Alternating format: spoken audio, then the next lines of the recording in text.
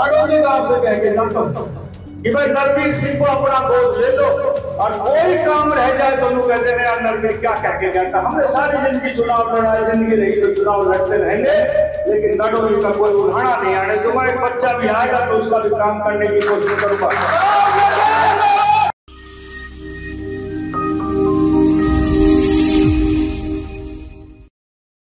हरियाणा विधानसभा चुनाव के लिए अब चंद दिनों का ही समय बाकी रह गया है। ऐसे में हर प्रत्याशी चाहता है कि वो सभी मतदाता तक अपनी पहुंच बना पाए और वोट की अपील कर पाए। आपको इस खबर में दिखाएंगे कि बादशाहपुर से बीजेपी के प्रत्याशी राव नरबीर सिंह ने आज गाड़ोली खुर्द में ये क्यों कहा कि गाड़ोली वालों मुझे गोद ले लो। आज तक तो कोई भी एमपी या विधायक गांवों को गोद लेता आया है, लेकिन गाड़ोली वालों आप मुझे गोद ले लो और फिर आप भी बाद में कहोगे कि नरबीर सिंह क्या काम कर गया। नमस्कार, मैं हूं सुनील यादव और आप देख रहे हैं गुरुग्राम न्यूज।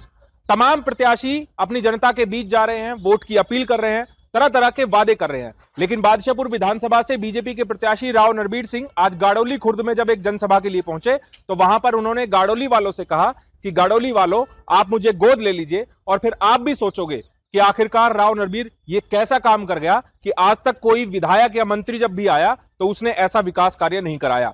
दरअसल राव नरबीर सिंह जब यहां पर पहुंचे तो गाड़ोली खुर्द के निवासियों ने जोरदार स्वागत उनका किया, फूल मालाएं उनको पहनाई, पगड़ी पहनाई और उसके बाद जब राव नरबीर सिंह मंच पर भाषण देने के लिए आए तो उस दौरान उन्होंने अपने संबोधन में कहा कि गुड़गांव में अगर कोई फ्लाईओवर और अंडरपास बना है तो वो बीजेपी की देन है।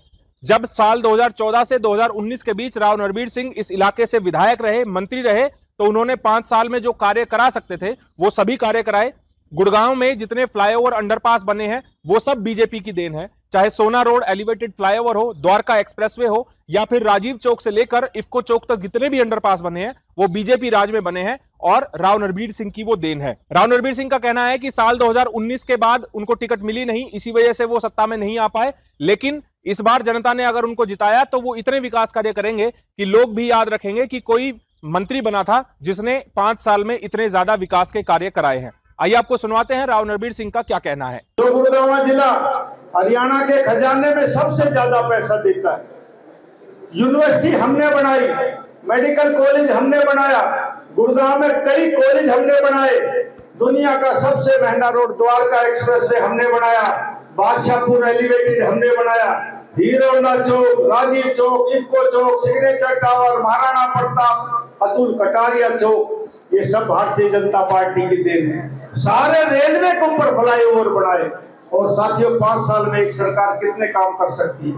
गांव में बहुत विकास के काम किए, लेकिन 2014 से 19 तक काम के बाद 2019 में भाजपा की सरकार ना बन करके 2 दलों की सरकार बनी, बीजेपी और जेजेपी की, और साझेदारी की सरकार में जो काम चलता है वही सरकार में काम चला।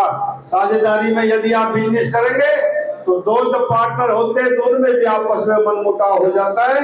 इसी तरह सरकार में जो विकास की धारा गुड़गांव में 14 से 19 शुरू हुई वो 19 में आके रुक गई। काम के आधार पर मैंने 14 से 19 तक काम किए, गुड़गांव की तस्वीर बदलने का काम किया है और आने वाले समय में लोग ये कहेंगे भाई मंत्री तो बहुत बने लेकिन नरबीर सिंह जैसा काम करने वाला मंत्री नहीं बना, ये कह के आपके बीच में जाता है। और गाड़ोली वालों, मैं जब एमएलए बना तो एक गांव गोद लिया। ये काकरोला गांव है हमारा, अहीर कौम का गांव है। मैं 3 चुनाव लड़ा था, सबसे ज्यादा वोट तीनों चुनाव में, 2 विधानसभा के 1 लोकसभा में मेरी सबसे ज्यादा वोट थी। मैंने उस गांव को गोद लिया। आज आपकी पंचायत में कह के जाता हूं कि नरबीर सिंह तुम मुझे गोद ले लो और मेरा काम देखना।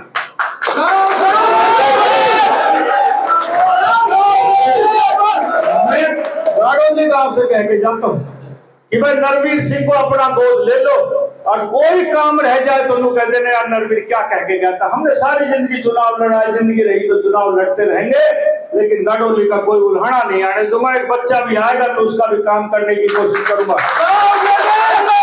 बीजेपी प्रत्याशी जनता के बीच जाकर अपने द्वारा कराए गए विकास कार्यों पर वोट मांग रहे हैं, तो वहीं दूसरी पार्टियों के नेता बीजेपी की खामियों को लेकर वोट मांग रहे हैं। लेकिन देखना होगा जब 5 तारीख को जनता वोट डालने के लिए जाएगी तो उस दौरान किसको अपना नेता चुनती है। इस खबर के बारे में आप हमें अपनी राय कमेंट करके जरूर दीजिएगा। साथ ही साथ आप इस खबर को जरूर शेयर कीजिएगा ताकि सभी लोगों तक सही जानकारी सही समय पर पहुंच पाए। नमस्कार।